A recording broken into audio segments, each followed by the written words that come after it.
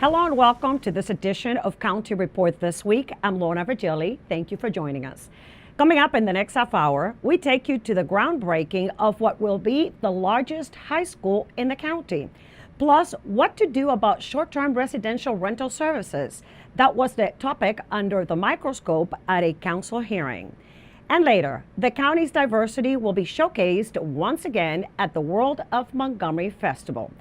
But first, there are hundreds of people with mental illness who are arrested for minor offenses every year.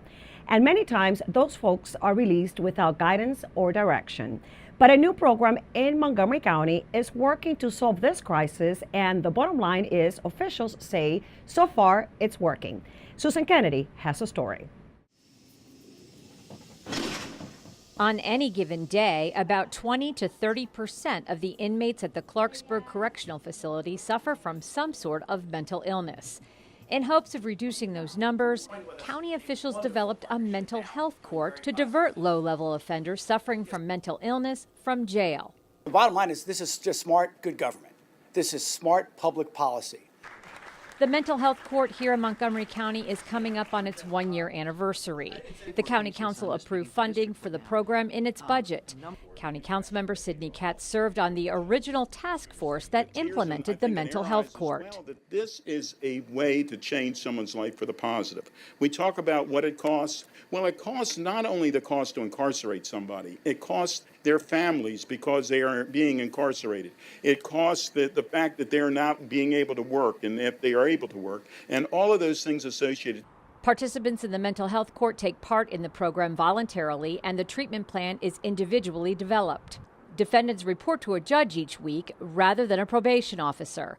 Officials say the recidivism rate since the program has been introduced has gone down. It is perfectly all right to admit that you have an illness in your brain, just like you would admit that you have an illness in your gut or in your shoulder or in your leg. Then more people will get treatment earlier before they end up interacting with the criminal justice system. Demand for this service is growing. There is currently a waiting list to participate in the mental health court. How the county moves ahead with this initiative is something council members say they will consider carefully. At the end of the day, this is a money saver. The people I can treat in mental health who can present once and then don't come back take an enormous load off the rest of the system. We need to figure out how to not only take the load off the system, but to help these people. These are people who are presented with issues that the choices they make aren't really clear choices like most of the rest of us make. I think this is really a great day for Montgomery County, and thank you to all the members of the council for their support on this issue. Reporting from Rockville, I'm Susan Kennedy for County Report This Week. The abduction of Sheila and Catherine Lyons in 1975 shocked the community, and 4 decades later, the man responsible has pleaded guilty for their murders. Lloyd Welch will spend 48 years behind bars. Montgomery County Assistant Police Chief Ross Hamill describes how detectives linked Lloyd Welch to the murders. This is probably one of the oldest cold cases of this nature that have been solved in this country. The detectives worked at it doggedly. They traveled all over the country. They conducted many, many hours of interviewing. And again, it was old-fashioned police work, doing the interviews, looking at the paperwork, following the paper trails, making the connections that led us to the people that led us to it, ultimately to Lloyd Welch pleading guilty in this case. At the end of the day, from the beginning, I met with many, many of the officers involved in this case. And from the beginning, explained this wasn't going to have a happy ending. This is not a happy ending by any measure, by any definition. This is not a happy ending, but it brings an amount of closure to the family and to the community. I hope, I pray, it can bring some solace, some meaningful closure to Mr. and Mrs. Lyon and their family. County health officials announced that the annual flu vaccination campaign will be underway and urge residents to get a flu shot. Seasonal flu will be circulating in the fall and winter and can cause serious illness. Seasonal flu vaccinations will be readily available through private health providers as well as at retail locations throughout the community. County-sponsored seasonal flu vaccination clinics will be held beginning in late October. Flu shots will be available to individuals 6 months of age and older. Schedule appointments by calling 311 or by visiting montgomerycountymd.gov/flu. Community leaders gather September 18th to celebrate the groundbreaking for the new Seneca Valley High School. MCPS TV was there to cover the ceremony.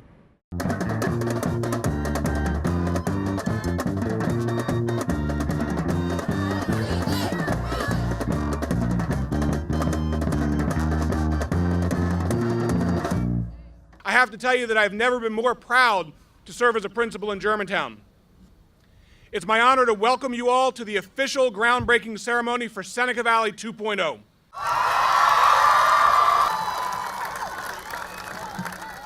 And it could not have happened without the hard work and dedication and commitment to our students and to our community shown by so many in Germantown, across Montgomery County, and the state of Maryland. This community is growing such that we need this facility. It'll be state of the art. It will be an exciting building, one that you can learn in, but more importantly, let's keep in mind that the investment is in you. This is going to provide our students with the space, with the openness to learn the way we learn in the 21st century. 21st century learning is collaborative in nature. Coming up on County Report this week, looking for a short-term residential service in Montgomery County? Well, County Council takes a closer look at the pros and cons. And the City of Rockville hosts a business conference exclusively for women. We'll take you there. Those stories when we come back. Introducing Ride On Extra, coming to Route 355, fall of 2017. The bus with less stop and more go.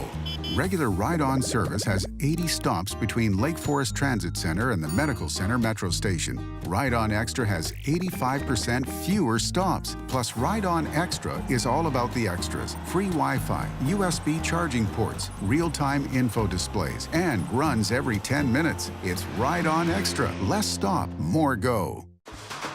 Join us for the World of Montgomery Festival at Montgomery College, featuring a rich cultural experience for the entire family with live music, food, crafts, and cultural performances celebrating our county's diverse ethnicities. This free event is made possible by our generous partners and takes place on Sunday, October 15th from noon to 4 p.m. at Montgomery College Rockville campus. You won't want to miss this.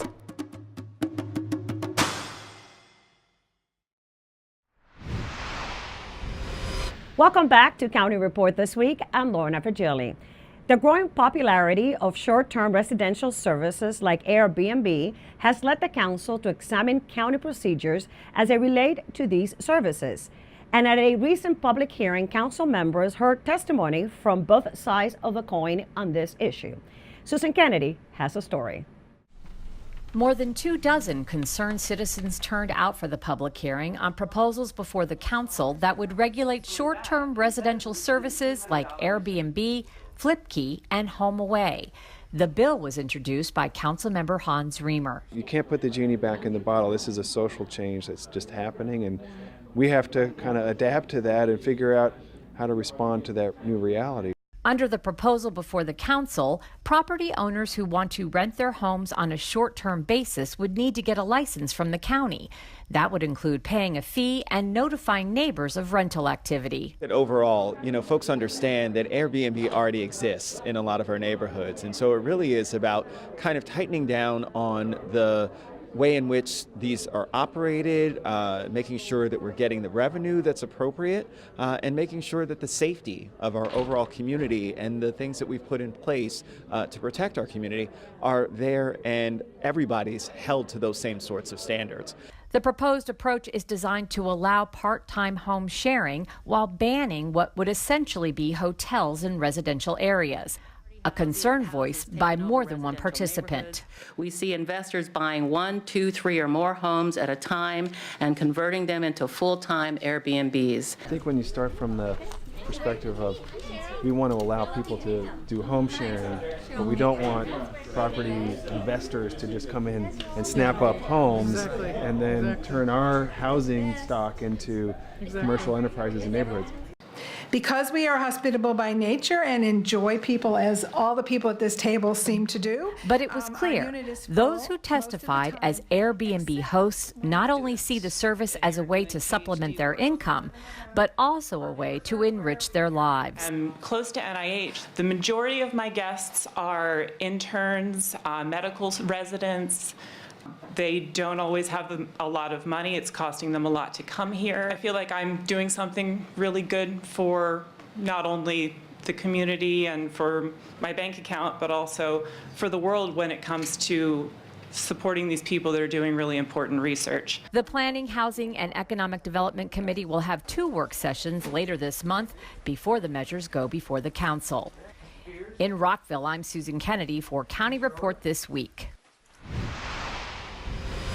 September is National Preparedness Month, and the county's Office of Emergency Management and Homeland Security reminds residents to be prepared for potential emergencies and disasters. Planning strategies should be in place for family and pets, as well as the workplace and the greater community.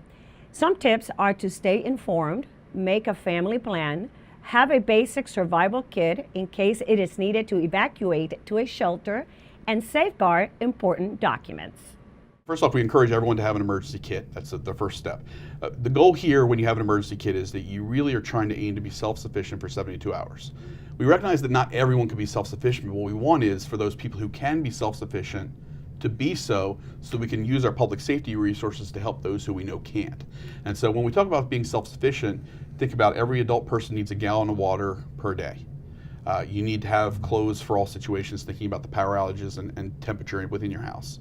You need to have batteries and flashlights. You need to have medications that you might need to take and leave your house with should you need to evacuate your house.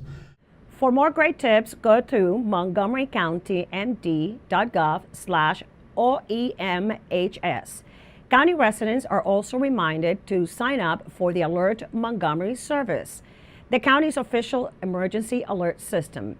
To sign up, just visit the county's website and search for Alert Montgomery. September is also National Library Card Sign-Up Month, and staff at Montgomery County Public Libraries encourage residents of all ages who do not have a library card to sign up for one today. The free library card is a key to limitless opportunities. It can be used to borrow materials from all 21 MCPL branches, as well as to access services and resources online 24/7 from anywhere. For more information on how to sign up for a library card, visit any NCPL branch or apply online at montgomerycountymd.gov/library. To promote entrepreneurship, the Maryland Women's Business Center held its annual Power Conference in Rockville. Kathy Danzler has more. Rockville played host to the 2017 Power Conference, Women Doing Business. And part of the conference is the Maryland Women's Business Center and Rockville Economic Development Incorporated's Start Right Women's Business Plan Competition. The newest alum to the Start Right Winner Circle is Grand Prize winner Stacy What's-Her-Not of PYT Funds. So I worked for HSBC Bank for about 10 years prior to coming up with the idea of trying to tackle the student loan debt issue. And what I found, the students were coming to me that actually was trying to get into debt. They were trying to get access to loans to be able to finish school. And so I just basically put my banking hat back on and tried to figure out a way that we could find alternative ways to get them help. The competition is in its 14th year and is a way to encourage women in Montgomery County to step out on faith and begin the journey of becoming their own boss. Just like first winner-up Dr. Isafan Chambers Harris did, who started her own natural hair care line for women of color, Alodia Hair Care. I always had a passion for creating products, and what I realized is I could utilize my medical background in a different way. Instead of becoming an academic professor, I could actually use my background as a chemistry and medical scientist to create products. Second runner-up Judy O'Connor's Like Neighbors was started out of a heartfelt mission to help those in need. And it's similar to a fundraising website, but instead of giving money to somebody going through a hard time, you can actually give them services that they need. You can send them meals, you can give them rides to appointments, all online. So even if you live across the country, you can still help out a friend or a family member. The business plan submitted through this competition had a broad range, including Michael Pilia's contribution to the gift of life with her business, the Frederick Birth Center. This is a home-like environment where women come to give birth in a natural environment with nurse midwives. They have 2 licensed professionals at each birth. We also do all their prenatal care, all women's health, and also postpartum visits, including 1 home visit so women can stay at home right after they have their babies. And it's never too late to start preparing for next year's conference and competition. For more information, head to Maryland Women's Business Center's website at marylandwbc.org. And for more information on Rockville Economic Development Incorporated, head to rockvilleready.org. For County Report this week, I'm Kathy Dantzler. Coming up next on County Report this week, we'll tell you what BioBuzz at Montgomery College is all about. And fresh produce is readily available to college students thanks to the MC Mobile Market.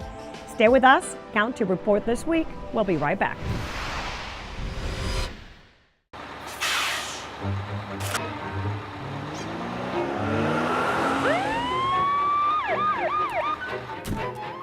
Hey, mister, down here.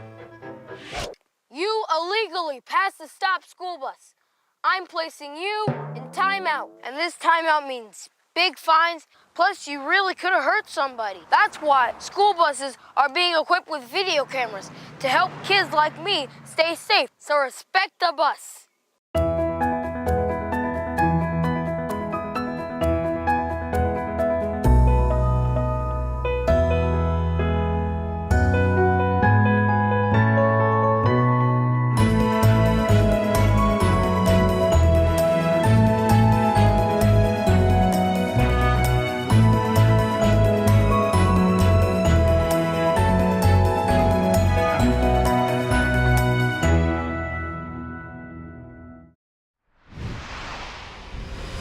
Welcome back to County Report this week. I'm Lorna Virgili. Food insecurity is unfortunately a problem with many in our region, but one local college has teamed up with an area partner to help lift that burden. Montgomery College's Student Health and Wellness Center for Success recently partnered with the Capital Area Food Bank to provide the mobile market, a food supply that is at no cost and open to the public. Multiple times throughout the year, MC will host mobile markets on each of its campuses. We probably served more than maybe 300 people this time, but next time it's going to be even bigger. This is just one tenet of our Student Health and Wellness Center, and we know in order to be well, we need to be able to eat, and so this is what we did today. Finding a healthy source of food is unfortunately a challenge for many in the county, and MC's student population is not exempt from this. It's difficult to pay those tuitions and those book bills and everything, and then to have to go to the grocery store, and that can be one of the last things you're actually paying. Anybody that walks up will be served. We don't need your ID, we don't need a ton of information from you.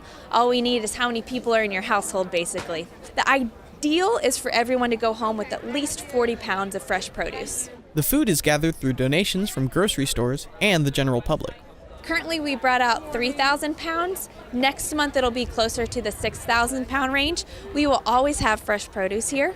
The rest of it is going to be things like dairy or bread, things that we need to get out of our food bank immediately and doesn't go to waste.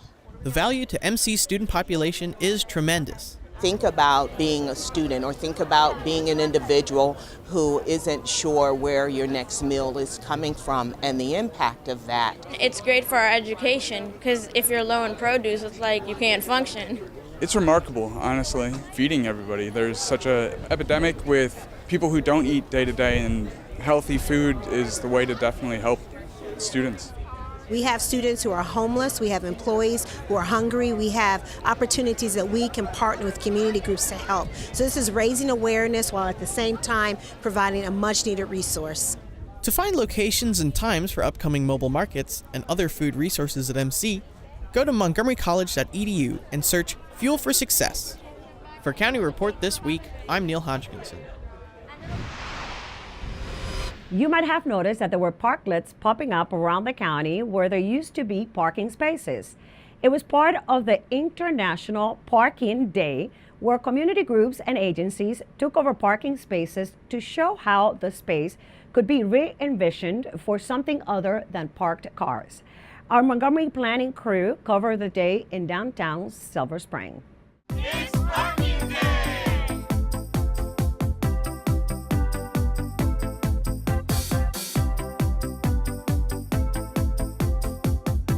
Today is Parking Day, which is basically an event to get across to the public how much space that we devote to parking cars that could otherwise be used as a public space. So what we've done here is we have basically paid the meter, and we've taken over 3 parking spaces here on Fenton Street and turned them into little parklets. This year we're trying to emphasize is that bicycling is a lower stress form of commuting. So to get across that low stress theme, we've created a coloring book this year, and we have some of the pages from our color book in poster form and also in loose leaf form. And we've had several people stop by and spend 15 minutes. We had a mother and daughter stop by for 45 minutes today and do some excellent coloring with us. We have historic scenes of Silver Spring. This is of Georgia Ave and Colesville Road in 1942. And we've taken some then and now shots, both to highlight how much has changed, but also what still remains. So, for example, if you look at the old Hex building, which is now Ellsworth Place, they've actually used the facade and built on top of it.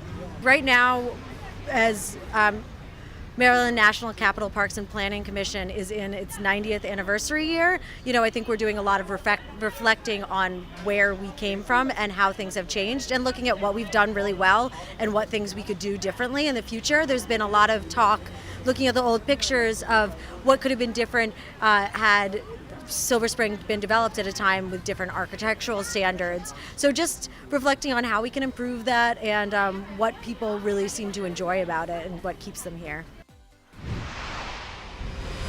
Montgomery College's PIC-MC program, the Integrated Academic and Business and Research Campus on MC's Germantown location, hosted a BioBuzz event, and MCTV's Michael Brown was there to find out what it was all about. BioBuzz is a networking event that brought together all elements of the Montgomery County biosciences community. We're excited to have it here on the Germantown campus because the people who will be attending are the companies, the employees, the researchers that are creating the life sciences community and ecosystem here in Montgomery County. If the companies are looking for a place to locate, they will have experienced our campus firsthand. If companies are hiring people, then future employees will have also experienced our campus firsthand and also see the training opportunities that are available. MC's Germantown campus was a natural place to stage it. So, talk about a convergence of training and education for the workforce. You're right here at the epicenter of it here at Montgomery College and PIC-MC. So the training is here, and then PIC-MC creates the opportunity for business to be here. It's really the start of a thriving, micro community right here.